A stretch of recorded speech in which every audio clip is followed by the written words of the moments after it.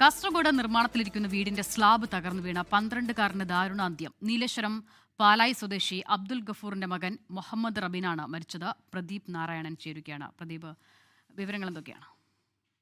അസിത, ഇന്ന് വൈകുന്നേരം 5:30യോടെയാണ് നീലേശ്വരം പാലായി ഗ്രാമത്തെ കണ്ണീരിലാഴ്ത്തിയ അപകട മരണമുണ്ടായത്. ഈ 12 വയസ്സുകാരനായ കുട്ടി കളിക്കുന്നതിനിടെ സ്ലാബ് തകർന്ന് വീഴുകയായിരുന്നു. വീടിനടുത്ത് നിർമ്മാണം നടക്കുന്ന ഒരു വീട്ടിന് സമീപം കളിക്കുകയായിരുന്നു. ഈ സമയത്താണ് സ്ലാബ് തകർന്നു വീണ് താഴേക്ക് പതിച്ചത്. ഉടൻ തന്നെ ഈ കുട്ടിയെ നീലേശ്വരത്തെ സഹകരണ ആശുപത്രിയിൽ എത്തിച്ചെങ്കിലും പരിക്ക് ഗുരുതരമായിരുന്നു. തുടർന്ന് കാഞ്ഞങ്ങാട്ടെ സ്വകാര്യ സൂപ്പർ സ്പെഷ്യാലിറ്റി ആശുപത്രിയിലേക്ക് കൊണ്ടുപോയെങ്കിലും ജീവൻ രക്ഷിക്കാൻ സാധിച്ചില്ല. മറ്റു കുട്ടികളും ഈ സമയത്ത് ഉണ്ടായിരുന്നു. മറ്റുള്ളവർക്ക് പരിക്കൊന്നുമില്ല. എന്തായാലും ഇന്ന് വൈകുന്നേരം 5:30-ക്കാണ് ഈ ദാരുണമായ ഒരു അപകട മരണം നീലേശ്വരം പാലായിൽ ഉണ്ടായത്. അസിത, ശരി, പ്രദീപ് നാരായണനാണ് വിവരങ്ങൾ നൽകിയത്.